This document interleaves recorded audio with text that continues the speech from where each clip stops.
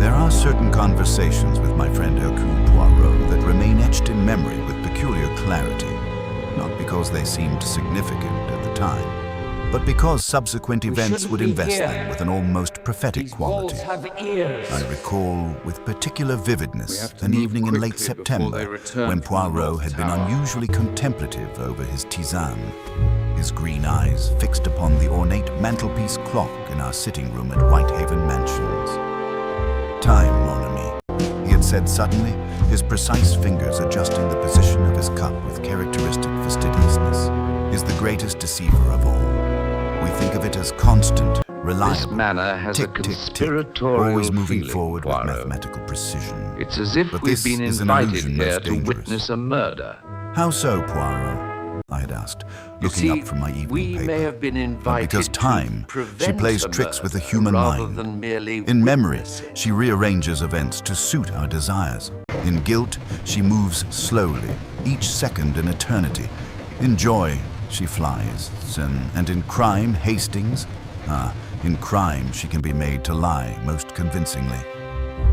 He had tapped the crystal of his pocket watch with one manicured finger. When a criminal manipulates time, when he makes it appear that something happened when it did not, or did not happen when it did, he believes himself very clever. But time, she always tells the truth eventually. One must simply know how to listen. At the time, I had thought little of this Lady philosophical Catherine's discourse, presence attributing in it the to one of drawing room. Poirot's periodic fits of Belgian melancholy. I mention it now only because 3 weeks later, I found myself standing in the oak-paneled library of Greystone Manor, staring at an antique long-case clock whose hands move This steadily, room is inexorably, full of shadows backward through tonight. time, Yes, while at my and feet lay everyone the in body them of a seems man to have whose something death to would prove to be hide. one of the most ingeniously conceived murders in my long association with the little Belgian So detective. glad you could make The invitation to Greystone Manor had come from an old acquaintance, Colonel James Whitmore, Thank you for coming whom so I had known since our promptly, days Mr. in the Poirot. regiment. Whitmore had This inherited the dreadful Surrey estate business from a weighs great-uncle some heavily 5 on years us all. previously, and had written to me in his characteristically bluff manner. "Hastings, old boy, I'm having a house party for the shooting. Good company, excellent cook, and I could use a sensible fellow among all these artistic types my wife insists on collecting. Do come down, the change will do you good." I had accepted readily enough. London in October can be depressingly grey, and the prospect of crisp autumn air and congenial company appealed to me greatly. I had not mentioned the invitation to Poirot, who was at the time absorbed in what he termed a little problem of the Monsieur psychological Poirot. variety, which usually meant he was sitting motionless in his chair, his eyes closed, There his is mind no working cause through for some immediate puzzle that concern. existed entirely within his own patient is remarkable stable, intellect.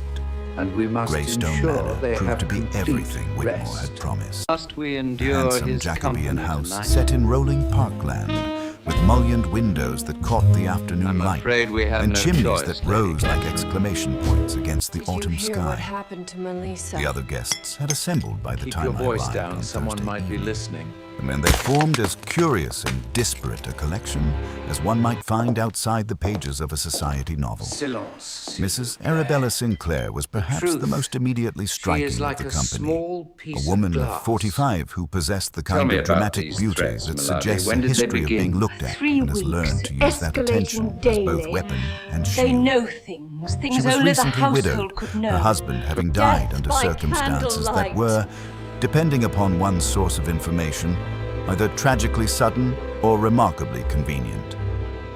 She moved through the drawing room with the fluid grace of someone accustomed to being the center of attention, her dark eyes taking in everything while revealing nothing. Her stepson, Master Timothy Sinclair. I was 22 and possessed of that particular combination of arrogance and insecurity that often characterizes young men who have inherited wealth without Don't worry, my dear. He was handsome in a weak, petulant way, with fair hair that fell across his forehead and pale blue eyes that never quite met one's gaze directly. He had been, I learned, something of a disappointment to his late father, a gambler, a wastrel, and a source of constant anxiety. His relationship with his stepmother was one of barely concealed mutual antipathy. Dr. Marcus Pemberton was the third member of our party, a distinguished physician of perhaps 50 years with silver-touched hair and the kind of precise economical movements that speak of a man accustomed to making life and death decisions. He had been the late Mr. Sinclair's personal physician and from what I could observe, remained on terms of considerable intimacy with the widow. There was something in the way they avoided looking at each other directly that suggested a history more complex than mere professional acquaintance. More than a simple robbery. Miss Violet Ashford completed our small circle. By A sharp-eyed woman of 60 who served as Mrs. Sinclair's companion and, I suspected, as something rather more than that. She had the alert, watchful quality of a terrier, and I noticed that her gaze followed Mrs. Sinclair's every movement with an intensity that spoke of either deep devotion or careful surveillance. She spoke little, but when she did, her words carried the weight of someone who knew where a great many bodies were buried.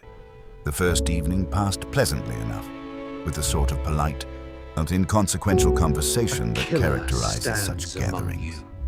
We dined well, the wine was excellent, and our host regaled us with stories of his military service that grew more colorful with each glass of port. It was only as we prepared to retire that I noticed something odd about the library, a vast book-lined room that served as the heart of the house.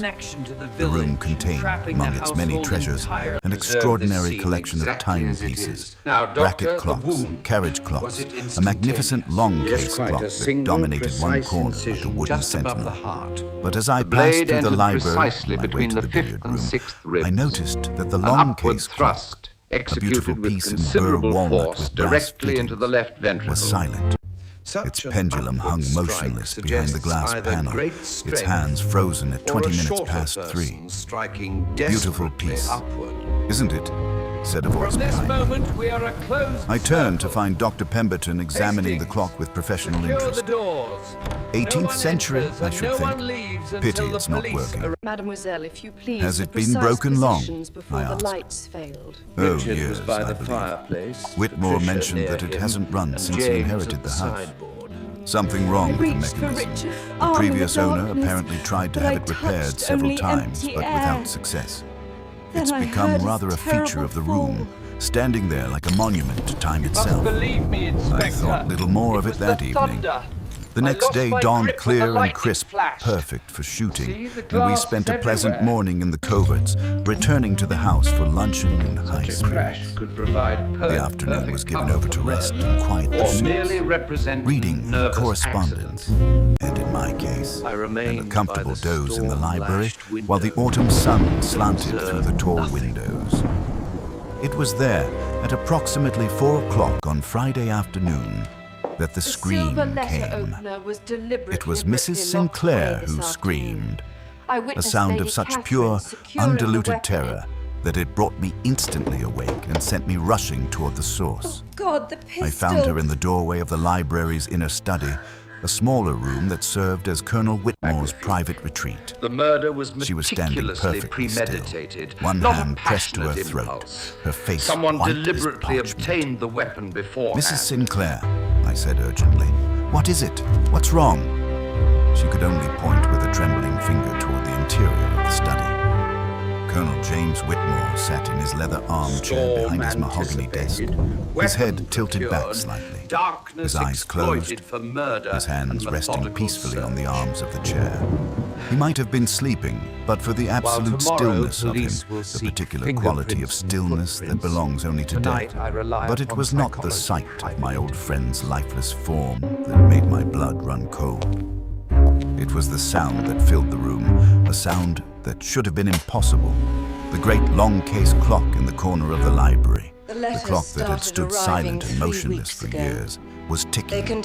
Its pendulum swung with steady, measured rhythm behind the glass panel. Its hands moved with mechanical precision across the white enamel face.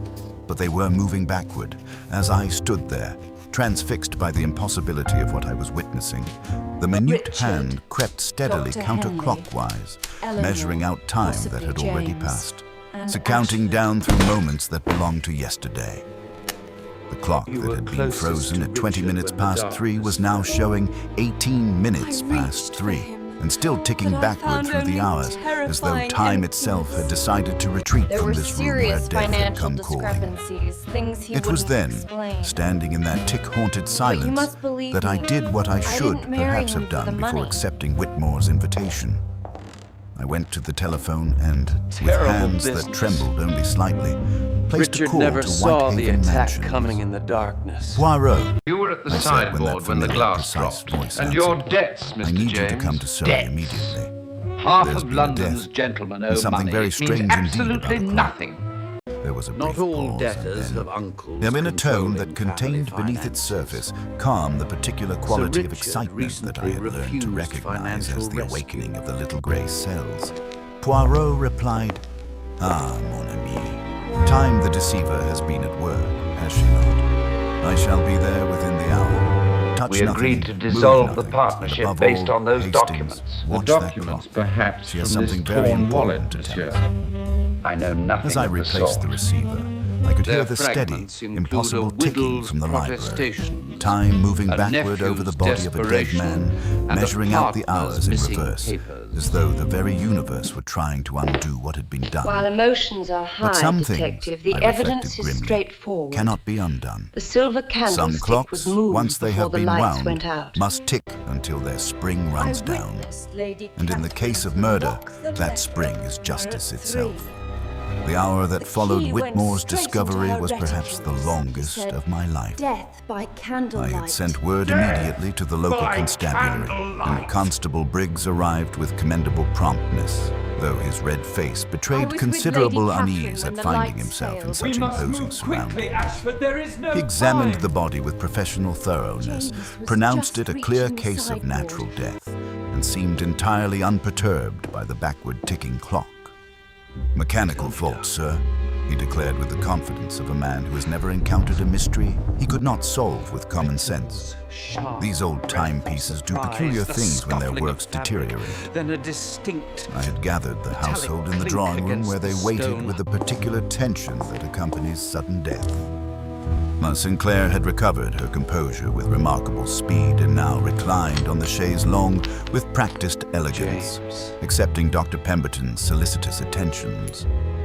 Timothy paced the Persian carpet with barely contained agitation, his pale eyes darting constantly toward the door. case is solved. Miss Ashford sat rigidly in a straight-backed chair, her sharp gaze moving between the other occupants with the alertness of a terrier scenting prey. The sound of a motor car on the gravel announced Poirot's arrival at precisely 5:30. Through the drawing room windows, I watched him emerge from the That's vehicle mine, with yes, but I characteristic lost it fastidiousness, yesterday afternoon. pausing to brush an invisible During the speck from his garden immaculate overcoat before allowing his patent leather shoes to contact the damp It must gravel. have been taken between Even at a Tuesday distance, evening and his Wednesday presence morning, I seemed to swear. rearrange the very And who atmosphere else of knew the of house. this specific He entered the cufflink, library with monsieur? that peculiar economy of Navigating a movement I dark knew room so in well, seconds, acknowledging my finding relief Richard with a brief precisely pressure of the striking with hand before anatomical turning his perfection, attention to the scene skills before him. inconsistent with James's Inspector nervous Farrow of the clumsiness. Surrey We demand to know, Constabulary Poirot, had arrived are we shortly before suspects or merely Poirot, and I watched with inconveniences? familiar My dear satisfaction Mr. as Ashford, my the friend's truth has a way reputation of preceded revealing him itself in even due into time. rural officialdom. She spoke of Poirot death by moved through the study candlelight, with methodical Ashford. precision,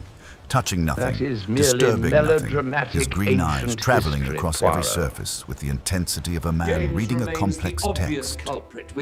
He stood for a long moment beside Whitmore's body, his head slightly tilted in an attitude of profound respect, before crossing to examine the impossible clock. And for 3 full minutes he stood before the long-case timepiece, his hands clasped behind his back, watching the brass hands creep steadily backward through time.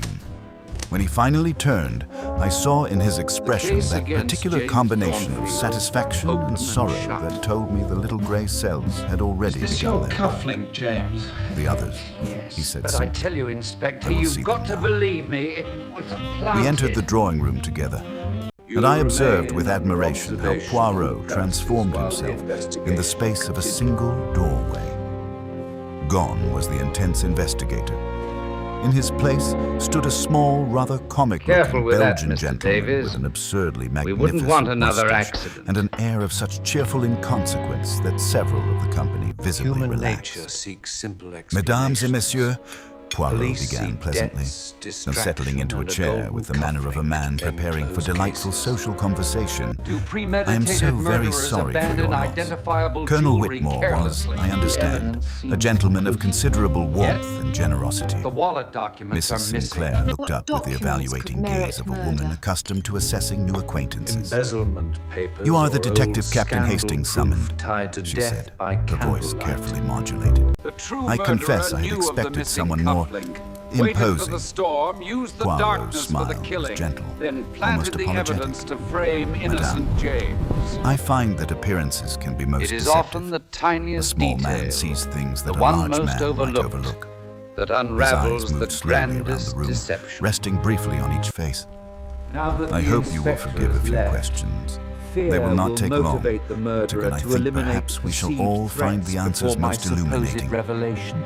Timothy stopped Poirot, you pacing must abruptly. understand the truth. Questions about Death what? by candlelight. The man died of Lady heart failure. Catherine's desire Dr. to bury Pemberton the past confirmed led it. directly to this tragedy. Indeed, She Poirot knew about agreed the amiably. ledgers.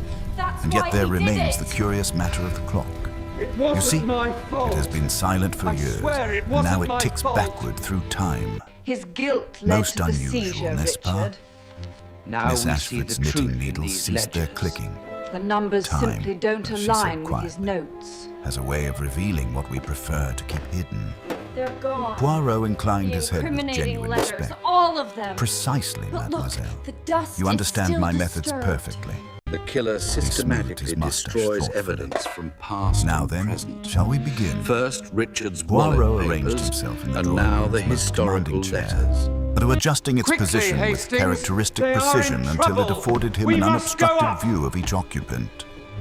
The afternoon light, filtering through the tall windows, cast long shadows across the Persian carpet, and in the distance, the impossible ticking of the backward clock provided a rhythmic counterpoint to the tension that filled the room like smoke. Chloral hydrate Now then, in tea. he began pleasantly, Drugging smoothing his rather mustache than with one killing. manicured finger. To ensure We shall have a little conversation, uninterrupted each of us search. in turn.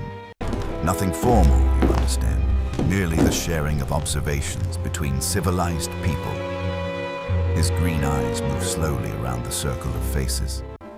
Inspector Farrell, Eleanor will survive. perhaps you The would be so chloral kind as to hydrate take notes. dosage was The little calculated details, to they have a avoid way of becoming most significant harm. later. Mrs. And Sinclair was the first to submit to his gentle interrogation. She reclined against the sofa cushions with practiced elegance, but I noticed her fingers worked constantly at the fabric of her skirt, a small betrayal of nerves that Poirot observed with evident satisfaction.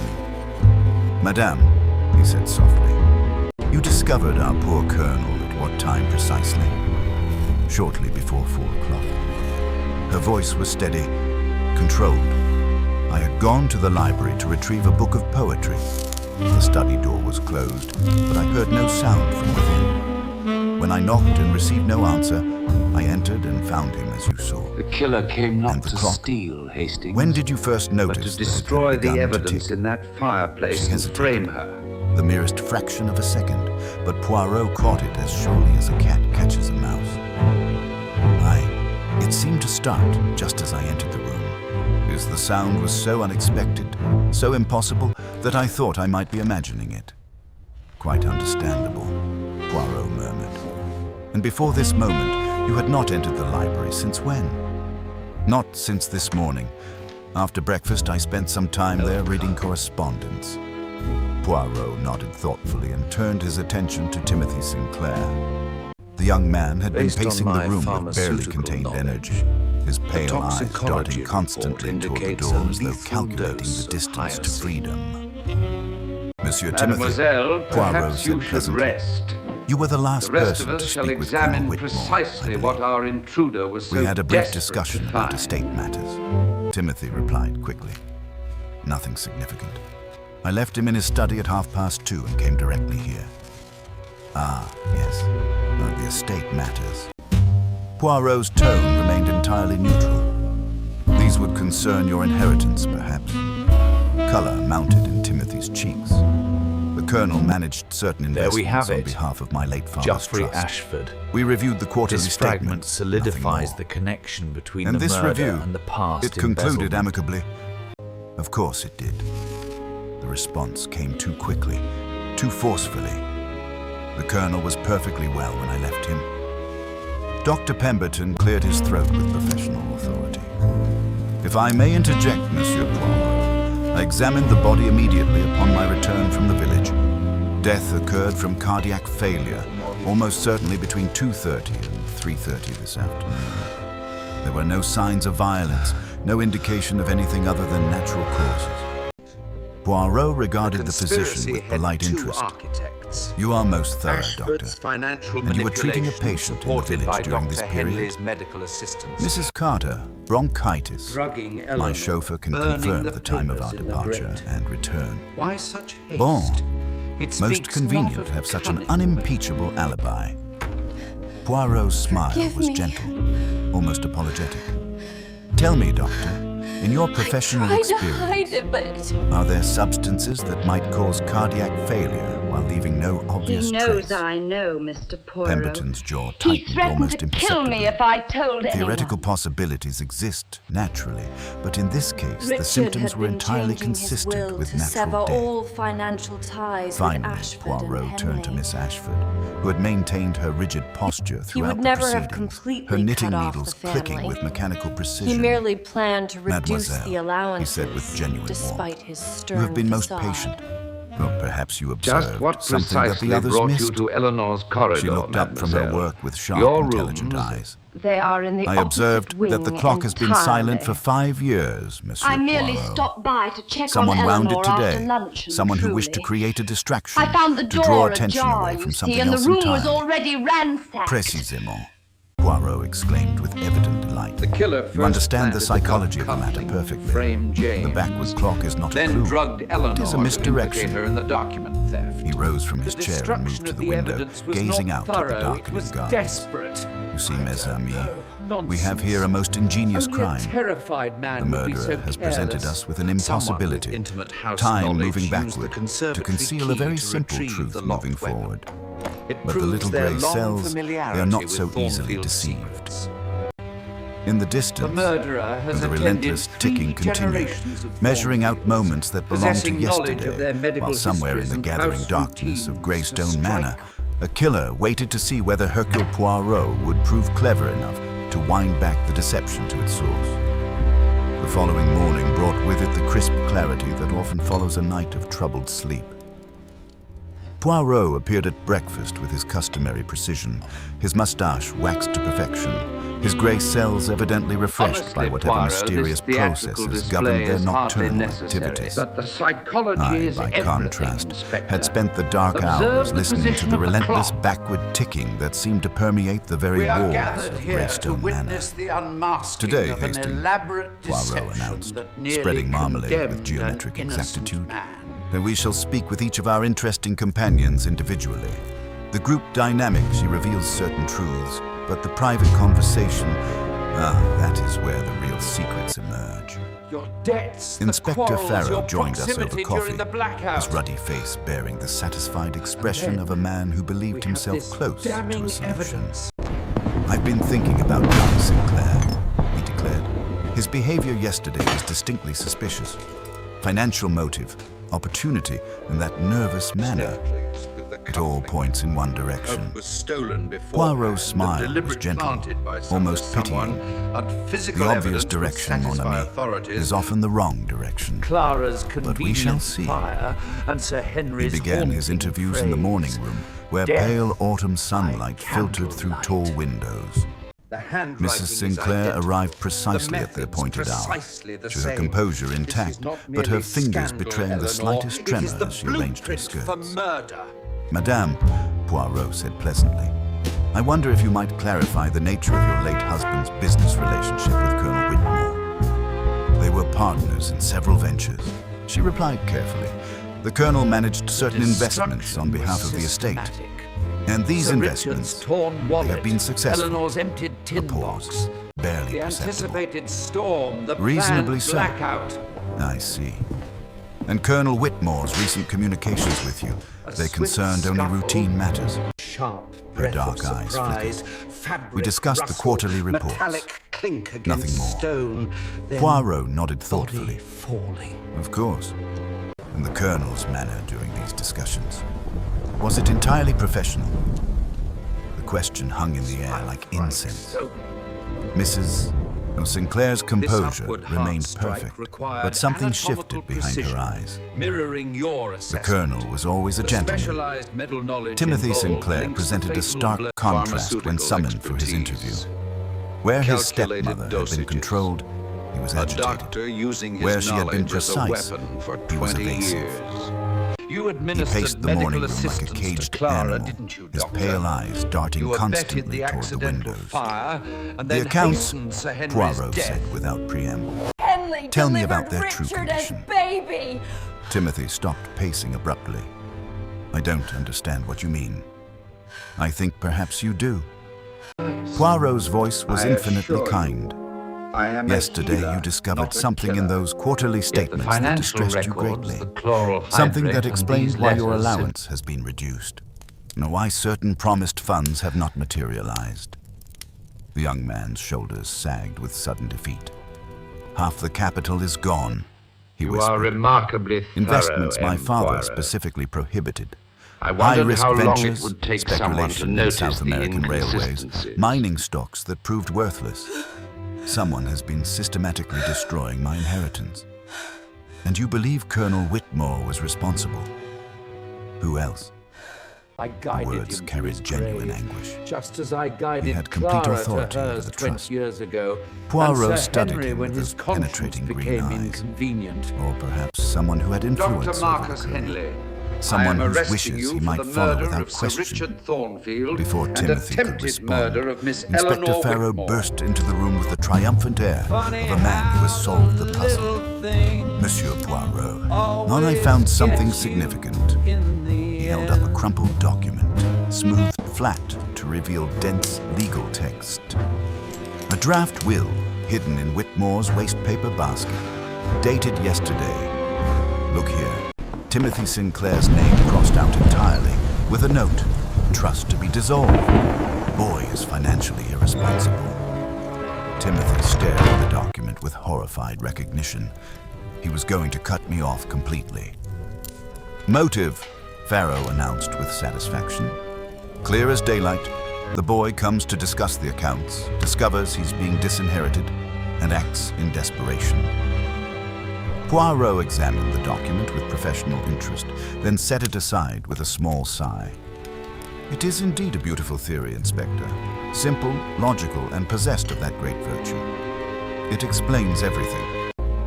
Then we have our man. Will the shattered Perhaps, family Poirot recover from murmured, the evening's but his traumatic tone suggested revelations? profound doubt.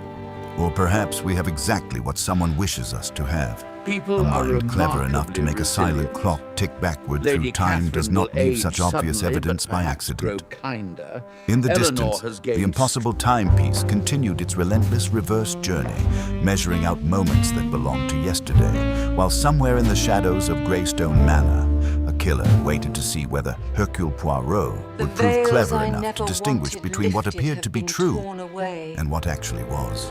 My ignorance Inspector was a form Farrow of moved with the cowardice, decisive but I- energy of a man who Justice believed demands himself truth, to have untangled not a particularly gratitude. complex knot Sir with a Richard single sought that brilliant truth, pull.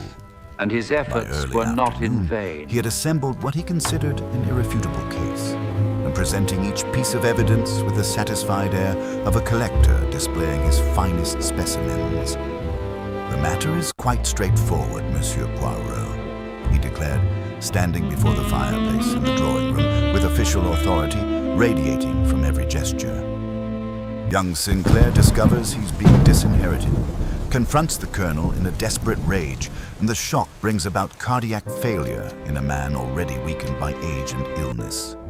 The draft will in the wastepaper basket tells the entire story. Dr. Henley seemed the most Timothy rational himself had person retreated in the into a state of entire hollow-eyed household. resignation that spoke more eloquently than any protestation of Henley's innocence. greatest weapon He was sat the slumped in a disguise of wingback chair, absolute his fair hair normality. disheveled.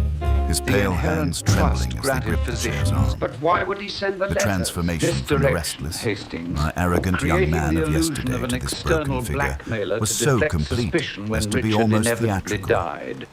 I didn't kill him, Timothy repeated for The letters perhaps the dozenth time, his destabilized voice the barely household, above a whisper. stirring Yes, fear and we argued suspicion about the money. about her Yes, he showed me that cursed document. But he was alive when I left, sitting at his desk, perfectly well. Mrs. Sinclair moved forward with fluid grace, placing what appeared to be a Chaos comforting and hand darkness. upon her Only stepson's the shoulder. person dropping To the the casual gold observer, could the gesture clearly might have hear seemed its maternal, strikes. but I noticed how her fingers pressed with just slightly more force than comfort required. Timothy, dear boy, Inspector she murmured with Graves, practiced sorrow. forgive the intrusion, If there was some gentlemen, but we have accident, found the some weapon. moment of uncontrolled passion, surely honesty would found serve you excessive better now chloral than these hydrate. denials. And these Poirot, practice notes, who had detailing remained silent precise throughout this dosages exchange, for Clara and stepped her- forward 20 with that years particular of quality of regular movement payments that to somehow Henley, commanded attention all despite his matching the small stature. diverted sums His from green eyes Thornfield held the accounts. alert stillness of a cat that has detected What about something the innocent interesting in people the caught underbrush. in the web? Truth is Inspector, a painful he surgeon, said pleasantly, Hastings, but your it reconstruction excises has the rot great virtue of completely, simplicity. allowing them to finally explains heal. everything most James conveniently. has found honest employment Pharaoh and sold nodded his with expensive satisfaction. motor car to settle Exactly London what I debts. told The Superintendent shock Morrison. of nearly being hanged, Clear motive, clear transforming him opportunity, completely. clear evidence. And that, Henley and Ashford Poirot relied replied on with old gentle methods, emphasis, quiet is precisely doses, what makes me convenient most fires, suspicious of it. darkness and misdirection. The And inspector's forgetting the confident modern expression truth wavered also slightly. lives in Hercule Suspicious. Poirot's memory. But why? Most Poirot moved to the tragedies window, begin not his with hands action, clasped but behind with his back, averted his gaze eyes. fixed on the misty gardens beyond. Truth and In my candlelight experience share a nature. of Inspector, They real may crimes flicker are or untidy be affairs, obscured, full but of never contradictions fully and elements that extinguished. refuse to fit neatly together. When every piece of evidence points in precisely the same direction, when every question has a ready answer, the little grey cells become very alert indeed. He turned back to word, face the sir. room, his moustache twitching with what might have been amusement. Miss Whitmore. Consider the psychology of our supposed crime. Miss Whitmore A young is man, here. impulsive and emotional, discovers he is to be disinherited. In a moment of desperate fury, he causes As you his can see, benefactor's the death. estate finally What does such a breathes person do freely. next? Flee, I suggested, following his reasoning. Précisément, Hastings. He runs, he panics, he seeks to distance himself from the scene. But what did our Quarterly murderer theft of actually do? 12,050. Poirot's voice Annual took on that total particular quality of 5,000. intensity that I knew preceded a significant 100,000. observation. Henley's precise Our murderer 30% remained calm share. enough to enter the library, to approach a clock that had been silent for 5 years, to open its glass panel, wind its mechanism, and set it ticking backward through time. Does this suggest to you the behavior of a panicked young man who has accidentally frightened an elderly gentleman to James' death? complete transformation. The silence that working followed was daily profound. beside the estate Even managers. Inspector Pharaoh seemed He to be even sold his reconsidering his motor car to certainties. repay those London Furthermore, debts. Poirot continued, moving toward Dr. Pemberton, who had been observing from the corner with professional detachment. There is the matter of method. You mentioned yesterday, Doctor, so that certain was substances Henley's might private cause cardiac failure without obvious trace. Remorse administered in Pemberton's carefully composure measured remained daily perfect, doses. but something flickered behind his eyes. Remorse worked like poison through Digitalis, Henley's system administered for in 20 sufficient years. quantity, could He precipitate convinced himself cardiac he was arrest guardian in a of greater patient with good, existing heart yet his disease. conscience knew The better. Colonel did have The documented Thornfield cardiac case problems. truly concluded. Most illuminating, Mathematical proof of and such greed, substances, physical they evidence would be of readily guilt, available to someone with medical psychological training. testimony of remorse. To a medical professional, certainly. Eleanor To a young man with insisted gambling on this debts and no memorial. pharmaceutical knowledge. Proof the living Considerably can less learn so. wisdom from the dead. Poirot nodded thoughtfully. The Colonel's medications. When was his last prescription filled? The pause that followed lasted exactly 2 seconds too long. Last Tuesday, I believe. You believe, Poirot repeated softly. Rather than no. Most unusual for a physician to be uncertain about his patient's medication schedule. His tone remained perfectly cordial, but I detected beneath it the steel of absolute determination. I shall need to examine all prescription records, Doctor, from the beginning of your professional relationship with Colonel Whitmore. As we left the drawing room, I could hear behind us the relentless ticking of the impossible clock, measuring out its backward journey through time, while somewhere in the shadows of Greystone Manor, a mind far more cunning than Timothy Sinclair's waited to see whether Hercule Poirot would prove clever enough to distinguish between what appeared to be true and what actually was. That evening, as darkness settled over the estate like a shroud, Poirot positioned himself in the library, directly facing the long case clock with its steadily retreating hands. "You intend to keep vigil?" I asked. Tell me, Thornfield, His smile how is was your enigmatic. current state after all "Not that vigil, mon excitement? ami. I'm waiting for our murderer to return. They will come, you see. They must come. The clock was wound for a purpose, and that purpose is not yet complete." The vigil in the library took on an increasingly oppressive quality as the hours crawled toward midnight. Outside, the grounds of Greystone Manor lay shrouded in autumn mist, while within, only a single lamp cast its amber circle over Poirot's still figure and the relentlessly ticking timepiece that measured moments in reverse. The sound had taken on an almost hypnotic quality. Not loud, but possessed of that particular distinctness that belongs to the only noise in a house full of sleepless people. "You see, Hastings?" Poirot observed, and adjusting his position with characteristic precision. "Our murderer is an artist of sorts, not of the first rank. There is too much vanity, too much theatrical flourish for true artistry, but an artist nevertheless. The staging is elaborate, the symbolism unmistakable. Time reversed, the moment undone, the past made present. But you said the backward ticking was misdirection," I pointed out, struggling to keep the weariness from my voice. "Précisément, but misdirection can also be signature."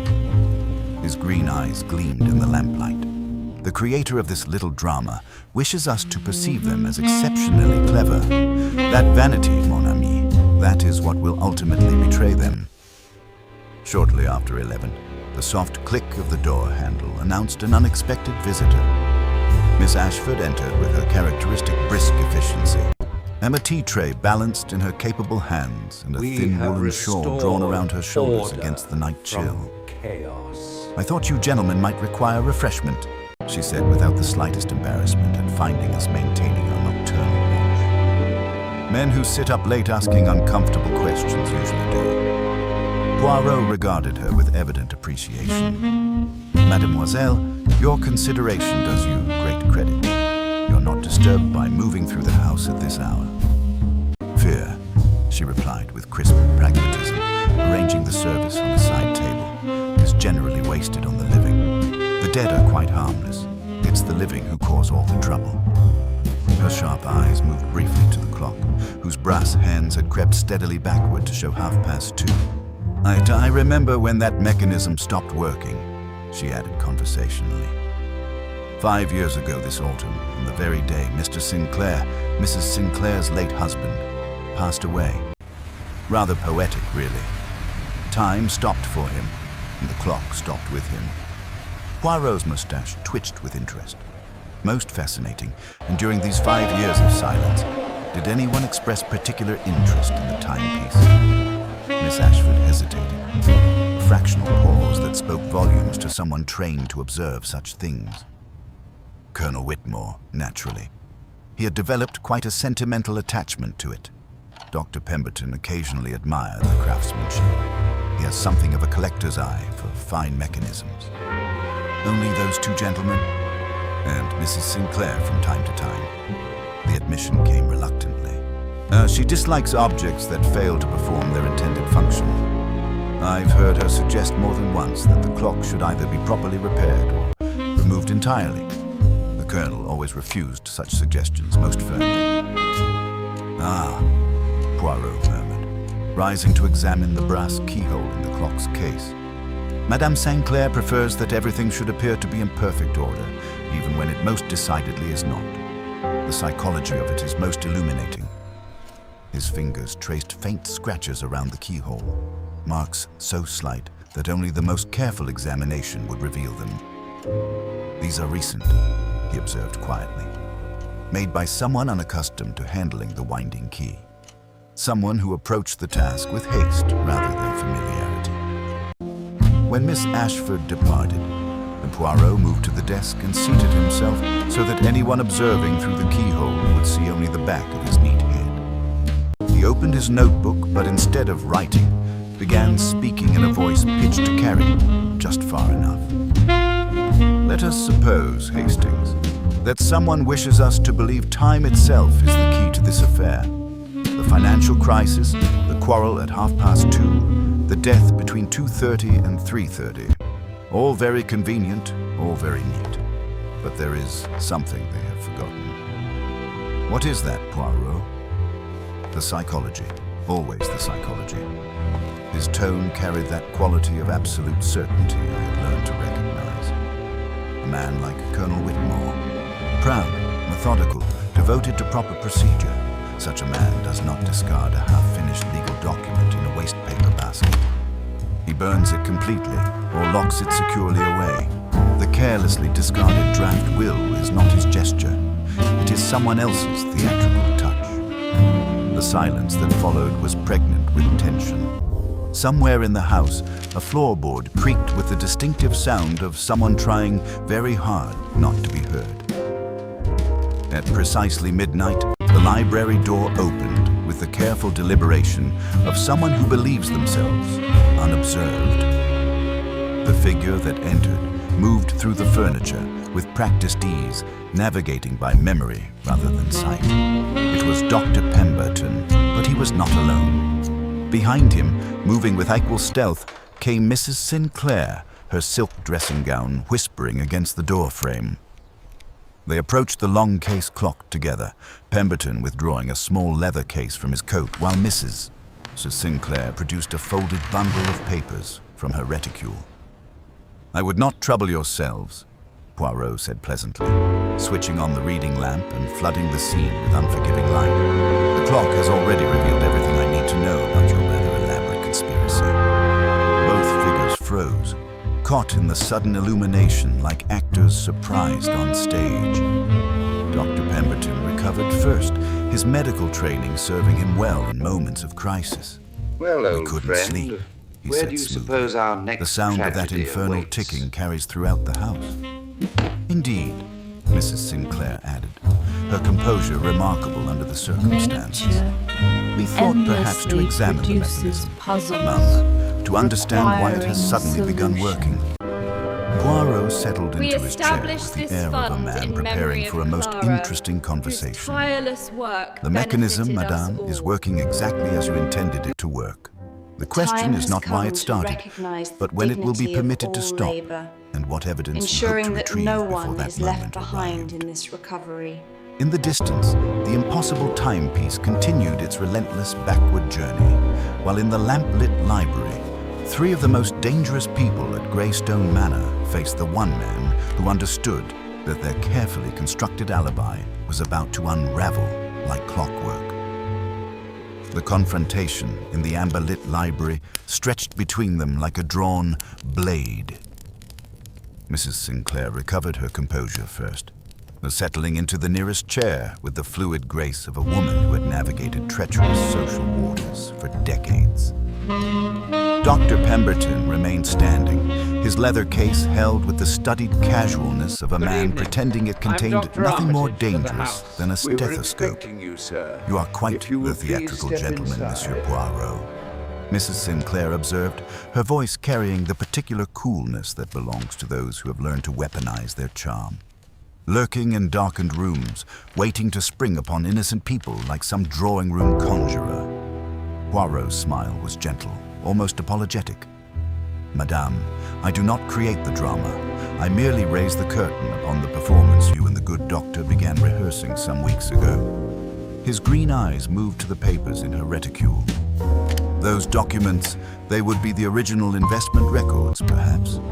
The ones that reveal not Colonel Whitmore's mismanagement of the Sinclair Trust, but your own systematic dismantling of it." The silence that followed was profound. Even the backward ticking clock seemed to hold its mechanical breath. "You married a wealthy man," Poirot continued with inexorable precision. When he died, conveniently, some might observe, you discovered his considerable fortune held in trust for his son, with Colonel Whitmore as an incorruptible trustee. This presented a most inconvenient obstacle to your financial aspirations. Dr. Pemberton moved toward the door with calculated purpose, but found his path blocked by my strategic position. He stopped, none reassessing his options with the quick calculation of a man accustomed to making critical decisions under pressure. Dr. Pemberton, Poirot said, turning to the physician with almost sympathetic attention, you present the more fascinating psychological study. A man of genuine distinction, reduced by passion to the role of willing accomplice. You have loved this woman since before her husband's illness began, I think. Something crossed Pemberton's face, a complex mixture of defiance and shame that spoke more eloquently than any confession. The digitalis, Poirot continued quietly, administered not in desperate haste, but carefully, incrementally, over weeks. Enough to weaken the colonel's heart progressively, making his eventual death appear entirely consistent with his documented medical history. Professionally speaking, ours almost admirable work. Before either suspect could respond, the library door opened with a soft efficiency that belonged to only one person in the house. Miss Ashford entered, fully dressed despite the late hour, her sharp eyes taking in the scene with the alertness of a woman who had spent 5 years observing every detail of life at Greystone Manor. I thought you might require these, she said simply, producing a small leather notebook from her reticule. 5 years of observations regarding the management of the Sinclair estate, including detailed records of prescription schedules, investment decisions, and certain private conversations that the participants believed unobserved. Poirot accepted the notebook with the reverence of a scholar receiving a rare manuscript. You suspected from the beginning, dear mademoiselle. From the moment my employer's health began to fail while his investments showed such inexplicable volatility. I'm not a woman who believes in coincidences, Monsieur Poirot. Mrs. Sinclair rose from her chair with sudden decision, but Poirot stepped back with surprising agility. I would not recommend flight, madame. Inspector Farrow has been positioned quite strategically throughout this conversation. The sound of footsteps in the corridor confirmed that the little Belgian had, as always, arranged every detail with meticulous precision. The Colonel discovered your deception 3 weeks ago, Poirot observed, moving to the long case clock. He wrote to his solicitor, not the convenient draft, will be found in the wastepaper basket, but a genuine letter detailing his suspicions. A letter which, if discovered, Auntie would unravel everything. He opened the clock's glass panel with careful hands, reaching behind the swinging pendulum, hidden where murderers would never think to look, in the one place they themselves had made famous. As his fingers found the sealed envelope tucked behind the mechanism, the clock's hands suddenly lurched to a stop at precisely 3 o'clock. The exact moment, as we would later learn, when Colonel Whitmore had first ingested the fatal dose. Time, having delivered its testimony, had nothing further to say. Inspector Farrow, Poirot called toward the hallway, I believe we are ready to conclude this rather elaborate performance. The backward journey through time is finished. Justice, at last, could move forward. Inspector Farrow entered the library with the measured tread of official authority, flanked by 2 constables whose presence seemed to diminish the room's scholarly atmosphere.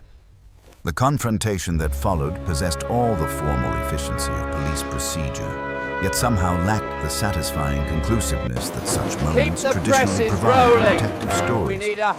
Mrs. Sinclair submitted to arrest with the dignity of a woman who had always expected that her particular form of theater would eventually require a final curtain call. Dr. Pemberton, by contrast, seemed to age visibly as the charges were read, his professional composure cracking to reveal something more human and infinitely more fragile beneath. The financial fraud, yes, Pemberton said as the handcuffs were produced, his voice carrying the hollow ring of a man who has reached the end of a very long deception. the systematic administration of digitalis to weaken the colonel's Careful heart with that over pot, months. dear. Don't want I confess scratches to on that the as copper. well. Nearly done, cook. But I Will swear the to master you, be Monsieur dining in Poirot, tonight? He I might. did not kill Let's James prepare the Whitmore this consomme just afternoon. in case. Poirot, who had been observing the proceedings with characteristic stillness, raised one manicured hand. Un moment, Inspector. The doctor raises a point worthy of consideration. Farrow paused, his expression suggesting considerable impatience with Belgian subtleties. A desperate man's lie, surely. Perhaps, Poirot agreed mildly. But consider the medical evidence. Dr. Pemberton describes a careful, gradual poisoning designed to mimic natural decline over several months. Such a method requires patience, precision, and above all, the appearance of natural death. Why would such a methodical criminal suddenly abandon this careful plan for a dramatic murder that immediately invites police investigation? He moved to the long case clock, opening its glass panel with the reverence one extends to a witness who has given crucial testimony. And then there is the matter of our theatrical timepiece. The mechanism itself tells us much about the mind that manipulated it. I joined him at the clock, peering into the intricate brass works that had so puzzled us all. How exactly was it made to run backward, Poirot? Ah, Hastings, that is where our criminal revealed both cleverness and limitation. His fingers traced the escapement mechanism with delicate precision. The clock does not actually run backward at all. Then what appears to be reverse motion is achieved by a simple but ingenious alteration. The entire gear train has been reversed by changing the position of several key wheels. The spring still unwinds in its natural direction, but the energy is transmitted through the gears in the opposite sequence, causing the hands to move counterclockwise. The technical elegance of it struck me immediately. So someone with mechanical knowledge spent considerable time altering the clockwork itself. Precisely. This required not only understanding of horology, but access to proper tools and several hours of undisturbed work. Dr. Pemberton, occupied with his gradual poisoning scheme, would have no reason to create such an elaborate distraction. The backward clock serves an entirely different purpose. Miss Ashford, who had remained silently observant throughout the arrests, stepped forward with characteristic directness. You believe there were two separate crimes being committed simultaneously. Poirot's green eyes gleamed with genuine appreciation. You continue to astound me with your perception, mademoiselle. Yes, I believe we have been witnessing not one crime, but two, each designed to conceal the other. He withdrew the colonel's letter from his waistcoat pocket, handling it with the care due to crucial evidence. This document reveals Colonel Whitmore's discovery of the financial irregularities, but note the tone. He blames himself for inadequate supervision rather than directly accusing anyone. A man of such scrupulous honor would investigate quietly, seek legal counsel, and attempt to resolve matters without scandal if possible. The psychological implications were becoming clear, so the systematic poisoning might have continued undetected for months longer. Exactly, Hastings, but someone else could not wait months. Someone who needed immediate access to the estate, who required the colonel's death today, not in the gradual course of a long illness. Poirot moved to the desk where Whitmore had died, his expression growing increasingly grave. Someone who discovered the slow murder already in progress and saw an opportunity to accomplish their own desperate purpose while ensuring that others would bear the blame. Inspector Farrow, who had been growing increasingly restless during this discourse, interrupted with official authority. This is all very theoretical, Monsieur Poirot, but we have our culprits. The evidence against Mrs. Sinclair and Dr. Pemberton is overwhelming. For fraud and attempted murder, certainly, Poirot agreed. But for the actual death of Colonel Whitmore, I think not. He turned to face the room with that particular quality of intensity that I had learned to recognize as the prelude to revelation. The Colonel died not from the gradual effects of digitalis poisoning, but from a single, massive dose administered this afternoon by someone who knew of the existing plot and used it as perfect camouflage. The silence that followed was profound. Even the impossible clock had ceased its backward ticking, as though time itself waited for the final truth to emerge. Tomorrow morning, Poirot announced with quiet finality, we shall gather all the remaining residents of Greystone Manor for one final reconstruction. And the little grey cells have identified our true murderer. But justice requires that the accusation be made with absolute certainty and in the presence of proper witnesses. As the arrested conspirators were led away and the library emptied of official presence, I remained with Poirot beside the silent clock. The mechanism that had so puzzled us now stood revealed as an elaborate piece of theatre, but the performance was not yet complete. You know who killed him? I said quietly. I know who killed him, how they killed him, and why they chose this particular moment to strike. His voice carried the satisfaction of a man who has solved a puzzle worthy of his abilities. What remains is to prove it in such a way that justice may be served, and the This innocent manor has a protected. conspiratorial Outside, feeling, when Poirot. the first pale light of dawn It's was as if beginning to we've been soften the invited darkness here to over the Surrey witness a hills, murder. and somewhere in Greystone Manor, a killer waited see, to discover we whether may have Hercule been Poirot's invited reputation to for prevent a infallibility murder would prove as rather reliable than merely as the witness clockwork it. mechanism that had been their undoing. The backward journey through time was finished. Tomorrow, justice would finally move forward. The morning light that filtered through the tall windows of Greystone Manor's library seemed to carry with it a quality of finality, as though the very atmosphere recognized that secrets long harbored were about to be exposed to the harsh illumination of truth. Poirot had arranged the remaining household members with his characteristic precision, each chair positioned to afford him an unobstructed view of every face, every gesture that might betray the workings Lady of a conscience under Catherine's siege. presence in the drawing room. Timothy Sinclair occupied the chair nearest the door, his youthful features bearing the hollow exhaustion of a man who had discovered that his entire world was built upon foundations of deception. Miss Ashford sat with her customary rigid posture, but I noticed her knitting remained conspicuously absent. The first time since my arrival everyone that in her them hands seems were not to have occupied something with to their hide. constant, methodical work. Inspector Farrow stood near the fireplace, his official bearing somewhat tempered by the previous evening's revelation that his confident solution had proven considerably more complex than anticipated. The long case This clock stood dreadful silent in its corner, business weighs its brass heavily hands on us frozen all. at 3 o'clock, having delivered its testimony and now awaiting judgment. The Poirot's systematic revelation. Mes amis, Poirot began with characteristic courtesy. We have before us a case unique in my experience. Two entirely separate criminal enterprises occupying the same victim, each providing unwitting camouflage for the other. Dr. Pemberton and Mrs. Sinclair have been arrested for their systematic fraud and gradual poisoning scheme. Their crime was patient, methodical, and would almost certainly have succeeded had circumstances not intervened most dramatically. He moved to the center of the room with deliberate steps.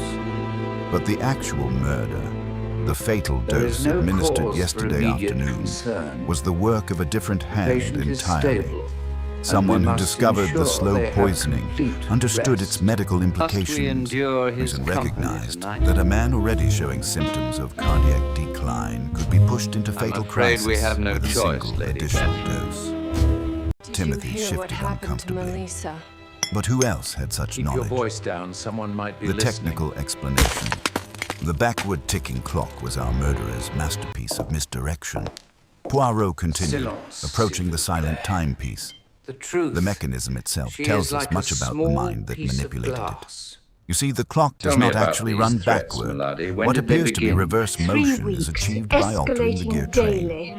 Someone know with mechanical things only understanding the spent household considerable could know. time reversing key Death components, by then wound candlelight. the spring and released the pendulum at precisely the right moment to create the illusion of supernatural intervention.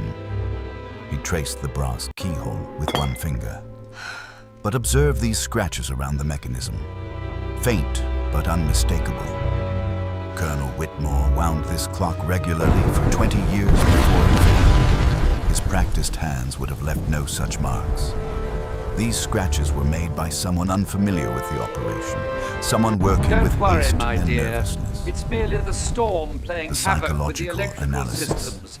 The generator should Miss kick in Ashford's folded shortly. hands remained perfectly still, but something had Stand back, all shifted of you. in her alert eyes, Bring me a a deepening candelabra, of their quickly. characteristic watchfulness into something more focused, more dangerous. You have been most helpful throughout this investigation, mademoiselle. Poirot said with genuine warmth. Your observations were consistently accurate, your notebook invaluable, your apparent loyalty to justice entirely convincing. But it was perhaps too convincing for someone who had just committed murder.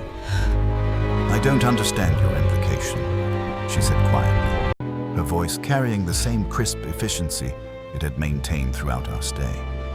I suggest that you Sir discovered Richard the poisoning plot months has ago, been murdered. not from loyalty to Colonel Whitmore, but from the particular vigilance of a woman whose curious entire future arrangement, depended upon his mademoiselle. continued existence. These Your papers position, suggest your more than a security, simple your very robbery. survival required his protection.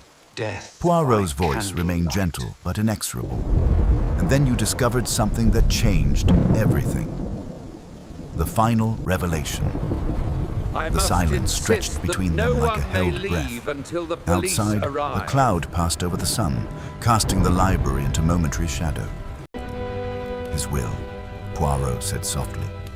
The Keep a genuine, close eye on this completed, man. will contain a provision you had not I believe he anticipated. is our killer. After 5 years of faithful service, of absolute devotion to this household's interests, he intended to leave you nothing, not a single Killer penny. stands among you. Something shifted finally in Miss Ashford's composed expression.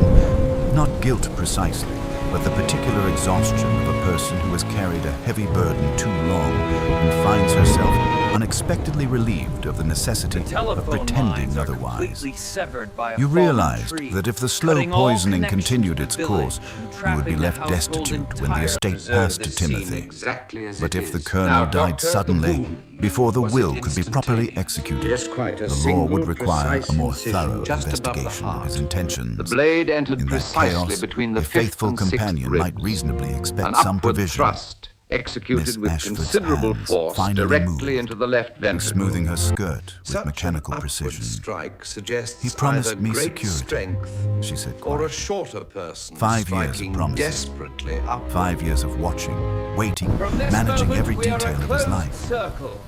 And in the end, Hastings, I was to be secure the discarded like a doors. piece of worn No one furniture. enters and no one leaves until Inspector the Farrow police stepped forward, Mademoiselle, if you understanding please, his the precise duty. positions before As the lights formal failed. charges were read, Richard was the by the autumn sunlight fireplace, returned to the Tricia library near windows, him, and casting James long at the shadows sideboard. across the Persian I carpet, reached for where Richard's justice arm had in finally the caught up darkness, with deception. but I touched only The backward empty journey air. through time was complete. Then I heard Tomorrow, his terrible the hands of fall. justice would move inexorably forward. You must believe me, Miss Inspector. Ashford's arrest It was proceeded with the thunder. same methodical I lost my efficiency grip when that the had lightning characterized her flashed. 5 years of See, the service glass at is Greystone everywhere. Manor.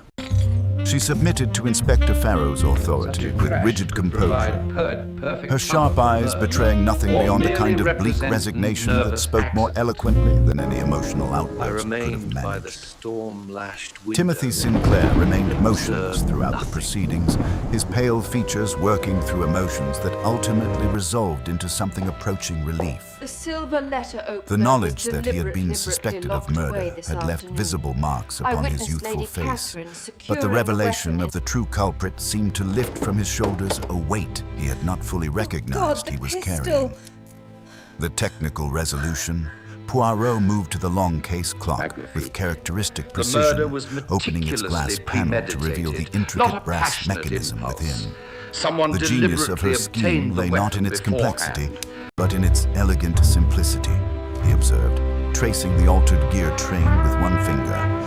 Miss Ashford possessed 3 years of experience as companion to a master clockmaker's Storm widow in Shropshire. anticipated, She weapon understood that this procured, clock's failure darkness resulted from a broken exploited for mainspring, murder while the and mechanism methodical itself search. remained sound. He indicated the faint scratches around the While keyhole. tomorrow police She had will spent seek months fingerprints considering how and its reversal footprints. might be achieved, Tonight, I rely acquiring the upon necessary psychology tools to gradually find and the without truth. suspicion. The backward motion was accomplished by reversing key components in the gear train. The spring still unwound naturally, but the energy was transmitted through the wheels in opposite sequence, The letters causing the hands started to move arriving 3 weeks counterclockwise. ago. Inspector They Farrow contained nodded with newfound accusations I understanding. dare not repeat. And the murder and itself, now the threats are escalating. administered in his afternoon tea at precisely by 2:15, candlelight. Poirot replied. She knew, Doctor.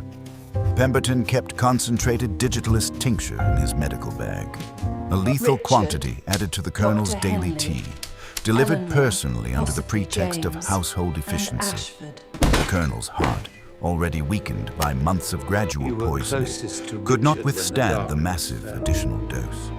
I The reached tragic for him, irony. but I found Poirot only withdrew the Colonel's terrifying sealed letter emptiness. from his waistcoat pocket, There were handling it serious with the financial reverence due to crucial discrepancies, evidence. things he wouldn't explain. But here, mes amis, we encounter you the must true believe horror me. of this I didn't case. marry him for the Beyond money. documenting the financial irregularities, this letter contains instructions to Terrible his solicitor business. to make private provision for Richard Miss never Ashford's saw the comfort, attack coming in the entirely darkness. separate from the formal. You were at the sideboard entirely when the secure glass from dropped. legal And your scrutiny. debts, Mr. James. The silence that followed was profound. Half of London's Even the gentlemen autumn owe wind money. seemed It to means pause absolutely outside the tall nothing. windows. Not all He intended to debtors provide have for her uncles after all, controlling I family said quietly. finances. She killed a man who Sir was, Richard at the very recently moment of his death, refused financial working to rescue. protect her future. Poirot confirmed, his voice carrying genuine sorrow. She never knew. She destroyed herself in pursuit of security she already possessed. We agreed to dissolve the resolutions. partnership based on those documents. Timothy found his voice at last. Perhaps from this torn She was wallet, always watching, monsieur. he said I know almost to nothing of himself. the sort. Every conversation, Their every fragments letter, include every a private widow's moment. I protestation, thought it was devotion to a the cause. nephew's desperation, Poirot and a regarded him with partner's compassion. missing papers. The most effective surveillance, mon ami, always wears While the costume of emotions are loyalty. high, Detective, You the have evidence inherited is not merely an straightforward. estate, but a The lesson in silver the dangers of candlestick was misplaced moved trust. before the But lights you went must make out. of it something better. I Inspector witnessed Farrow Lady approached with the Catherine's expression of a lock man who had learned letter something from valuable three. at considerable professional cost. He went straight The into elaborate her reticence. misdirection, He said, the backward clock, "Death the by theatrical candlelight." impossibility. It was all designed to make us chase ghosts while the genuine evidence remained hidden in plain sight. I was with Precisement. Lady Catherine Poirot when the agreed. lights failed. She We must exploited move the quickly, existing Ashford, poisoning there plot is to no provide time. perfect camouflage. When James investigation was just began, reaching the suspicion would sideboard. naturally concentrate upon those already engaged in criminal activity. The backward clock provided one further layer of protection, an apparently supernatural phenomenon to distract from straightforward medical reality. Breath of Philosophical surprise, the conclusion. scuffling of fabric, then a As the distinct constables led Miss Ashford metallic toward the door, clink against she the paused stone. briefly beside the silent timepiece. It was a beautiful mechanism, she said softly. It is a pity that time only moves in one direction. Poirot watched her departure with characteristic stillness. Time, Hastings, is indeed the greatest deceiver of all. But the human heart, that is the mechanism that ultimately betrays the criminal. The case Miss is Ashford understood the solved. clockwork perfectly, James but she failed to created the comprehend the heart distraction, of the struck man in she darkness, served. and He lost closed the cuff clock's link in the glass panel struggle. with gentle finality. Evidence presenting itself Justice so has been neatly served with seems the almost precision of eager clockwork, to be but discovered, it brings none of the suggesting satisfaction careful that justice is manipulation supposed to rather than provide. genuine In accident. the end, she possessed the intelligence to execute That's a nearly mine, perfect yes, but crime, I lost it but yesterday lacked the afternoon. patience to discover that her security garden. was already assured.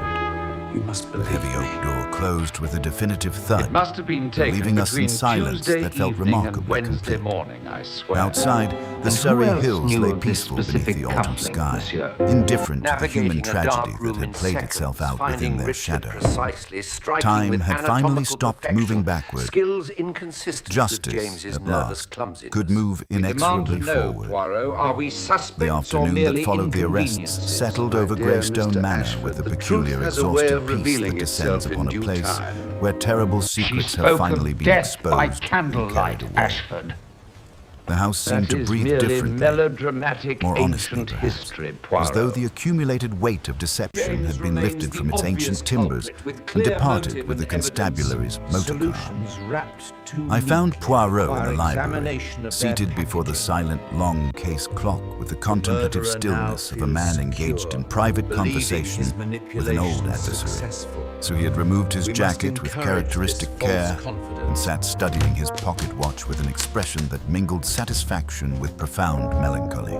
case against James Timothy Thornton Sinclair stood near the open and fireplace, shut. looking around the room as if seeing it for the first Is this your time. cufflink, James? The arrogance that had characterized But I him tell upon you, our Inspector, arrival had you've been got to entirely believe stripped me. away, It's leaving a planted. sober, thoughtful young man who had You just remain inherited not under merely an observation estate, on the but a premises terrifying while the understanding of investigation human continues. frailty. Monsieur Poirot, Timothy began, his voice carrying a quiet sincerity that would have been impossible Careful with that, days Mr. earlier. Davies.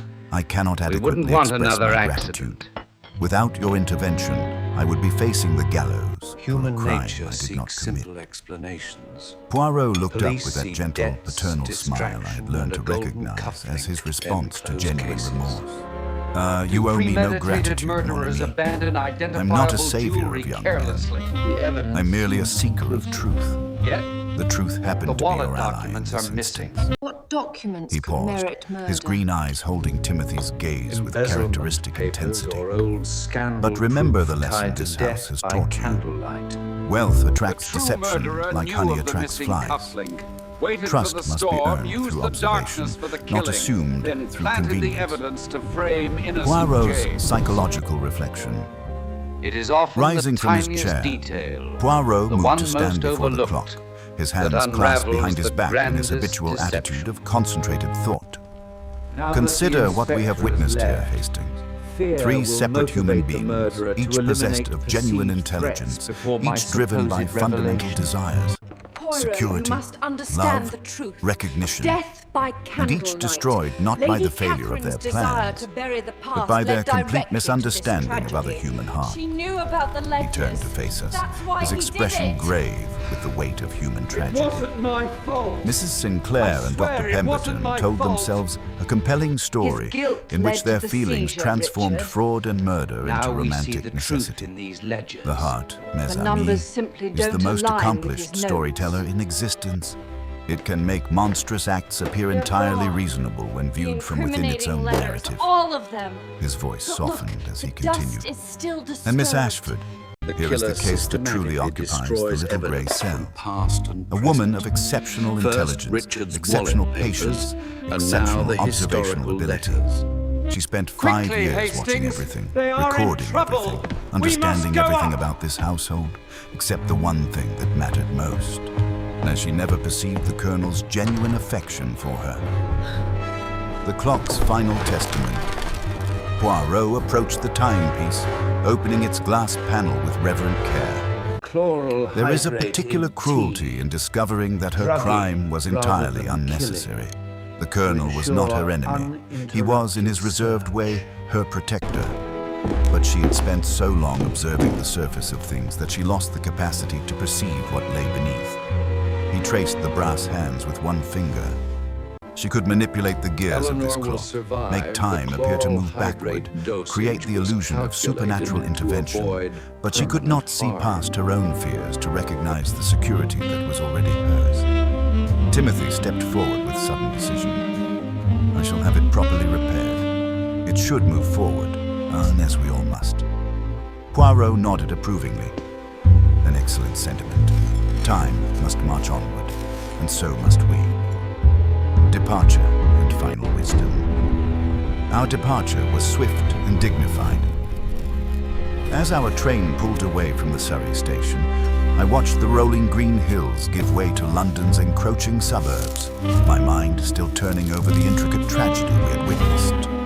It is a bitter irony, Poirot, I remarked as the wheels clattered Killer came rhythmically not to beneath us. steal, Hastings, Miss Ashford committed murder to to secure destroy a the future evidence that was in that already fireplace guaranteed and to her. frame her. Poirot sighed, the sound carrying the weight of countless human tragedies he had witnessed throughout his career. That is the eternal folly of the criminal mind, Hastings. They believe themselves smarter than fate, cleverer than time itself. Miss Ashford manipulated clockwork, so thinking she could manipulate destiny. But time, she is an inflexible judge who reveals all secrets and punishes all who attempt to subvert her natural order. He closed his eyes, settling back against the railway carriage's plush upholstery. Based on my pharmaceutical The clock knowledge, ticked backward, But the truth, as toxicology always, report moved indicates relentlessly a lethal forward. dose of And now, hyoscine. mon ami, I shall rest my tired little Mademoiselle, grey perhaps cells. you should rest. They have performed The rest magnificently, of us shall but even examine the finest precisely mechanism what our requires intruder occasional was so repose. desperate to find. As London's familiar skyline came into view, I reflected that we were leaving behind not just another solved case, but a profound reminder that the human heart, unlike any clockwork mechanism, cannot be wound backward to undo its choices. Some springs, once released, can never be rewound. Time, indeed, moves There only we have it. forward, carrying Geoffrey with it both Ashford. justice and the immutable This fragment consequences of our solidifies the deepest connection fears. between the murder and the past The transition from embezzlement. Greystone Manor's shadow-haunted corridors to the geometric precision of our familiar rooms at Whitehaven Mansions brought with it a profound sense of restoration. London welcomed us with its customary indifference, the great city's perpetual motion providing a striking contrast to the frozen stillness we had left behind. Within the hour, we were ensconced once more in the particular comfort of spaces arranged by Poirot's meticulous intelligence.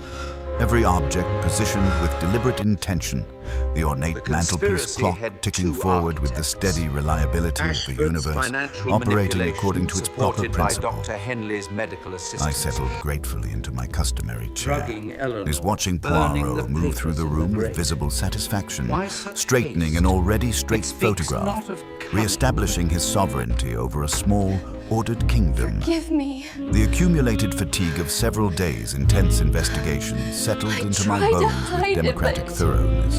But there was comfort in the fire's cheerful crackle and the familiar He ritual knows I of evening know, to Mr. sign. Poirot.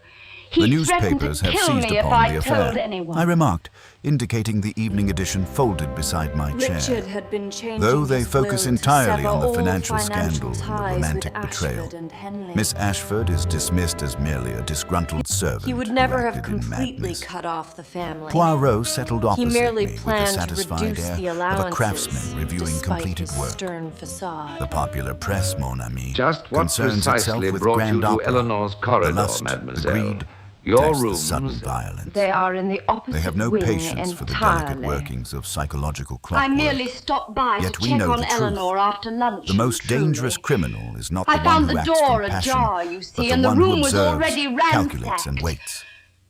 He stirred his tisane with The thoughtful killer first deliberation. planted the cup. Miss Ashford used her framed invisibility James, to construct a then masterpiece drugged of Eleanor to misdirection. implicate her in the Had she not document been theft. blinded by fear, The she might have destruction of committed the evidence perfect was crime. not thorough, it But was fear desperate. hastens. Fear is the great Nonsense. destroyer of rational Only a thought. terrified She man possessed would the be so intelligence to careless. execute murder, Someone with but lacked intimate the house emotional knowledge courage to used the simply ask conservatory whether her key future to was retrieve secure. the locked weapon. And the others? It proves I their asked, long though I familiarity suspected with I knew his Thornfield's thoughts. secrets. Ah, there we witness The intelligence murderer corrupted has by attended passion. 3 generations His of expression Thornfields, carried genuine possessing sorrow. knowledge of their medical Doctor, histories and house and Pemberton was a routines to distinguished strike physician who allowed love to dissolve his professional ethics incrementally, each small compromise making the next slightly easier, until murder seemed merely logical extension. Mrs. Sinclair provided direction, but Pemberton provided the means. In doing so, he sacrificed everything that gave his life genuine worth. Honestly, Poirot, The this fire theatrical settled with a display comfortable is shift, hardly and necessary. outside, but the London continued psychology its is eternal everything, conversation. Inspector. I found Observe myself the thinking position of of the Timothy clock. Sinclair, thrust suddenly into a world We are where gathered nothing here was as to it had witness appeared. the unmasking of an Do you think the young elaborate man will truly deception that change? nearly I wondered condemned aloud. an innocent man. Poirot's green eyes held that curious blend of sharpness and compassion that made him, in my opinion, the greatest detective in Europe. Suffering is a most effective instructor. The young Timothy has The peered into quarrels, the your abyss of human proximity nature. during the blackout. He will either become a bitter cynic or a man of Then true We discernment. have this I damning prefer to evidence. believe the latter. He has promised to repair the great clock. That gesture shows a desire to set things right, to allow time to move forward in its proper course. He rose and moved to our mantelpiece, standing before the steadily ticking clock with its most philosophical expression. The backward clock was genuinely brilliant. It created Clara's confusion, convenient misdirection, fire the and Sir appearance of Henry's supernatural haunting intervention. praise. But it Death also revealed the by criminal's fundamental candlelight. vanity, Only someone who needed to handwriting is demonstrate their identical. cleverness The would methods construct such precisely elaborate the same. theater. This is not His merely fingers traced the scandal, clock's Eleanor. ornate frame It is with the gentle blueprint appreciation. For murder. True intelligence, mon ami, is quiet, and it does not announce itself, require an audience. The greatest minds I have encountered commit no crimes at all. They find sufficient satisfaction in exercising their abilities within legitimate boundaries. Sir Richard's I torn joined in wallet, at the mantelpiece, Eleanor's empty both of tin us box, watching the steady progression the of the anticipated brass storm, hands. the planned blackout. It still chills me, I confessed, the thought of that clock measuring moments in reverse while a man lay Swift dead. Scuffle, Such theatrical sharp brilliance breath of devoted to such surprise, tragic purpose. fabric rustle, Time is metallic the ultimate clink truth against teller, stone, Hastings. Then Poirot's body voice carried the accumulated wisdom of a lifetime devoted to understanding human nature at its most extreme. We may attempt to deceive it, wind it backward, even stop it entirely. But the mechanism of the universe cannot be altered by human hands. The past remains the mirroring past. your assessment. The guilty carry their Specialized mental burdens. knowledge Though the involved innocent links must the find a fatal way to heal. Pharmaceutical He expertise. tapped the glass face of our clock with Calculated characteristic dosages. gentleness. A 3 doctor criminals, using his each knowledge as a intelligent, weapon each for capable 20 of better years. things, each You ultimately administered medical destroyed by their assistance to own Clara, psychological didn't you, Doctor? limitations. You abetted the Mrs. accidental Sinclair told fire, herself that and then love required a hastened Sir certain Henry's standard death. of living. Henley Dr. delivered Pemberton Richard convinced as himself that baby. devotion excused betrayal. Miss Ashford persuaded herself that the universe was implacably hostile, that only ruthless self-preservation could save her from I ruin. am a healer, not a The killer. profound irony Yet settled the between us financial like records, incense. the chloral hydrate, And all the and these while, letters I said quietly, the Colonel was working to protect the very woman who killed him. Précisément. The heart, Hastings, is the most accomplished storyteller in existence. You are Can make remarkably monstrous thorough, acts appear M. entirely Poirot. reasonable when viewed from within I its own wondered how narrative. long it would take someone time- to notice the Time reveals all inconsistencies. deceptions eventually. He returned to his chair, picked up his tisane, and regarded the forward-ticking clock with serene contentment. The little grey cells have done their I work. guided him to his Justice grave, has been served, just as I the innocent guided Clara protected, to the hers guilty 20 delivered years to their ago, appropriate and Sir reckoning. Henry when The his backward conscience journey is became finished. inconvenient. Outside, Dr. London's Marcus magnificent, Henley, indifferent I am arresting you existence for the continued, murder of while Sir inside Richard Whitehaven Thornfield mansions, and attempted Hercule murder of Poirot Miss smiled his Eleanor small, Whitmore. precise smile. Patient, ordered, and absolutely ready for whatever fresh impossibility the world might next choose to deliver to his door. Time moves forward once more, he observed with quiet satisfaction. As she always must, as indeed, as she always does, regardless of what clever criminals may attempt to persuade us otherwise.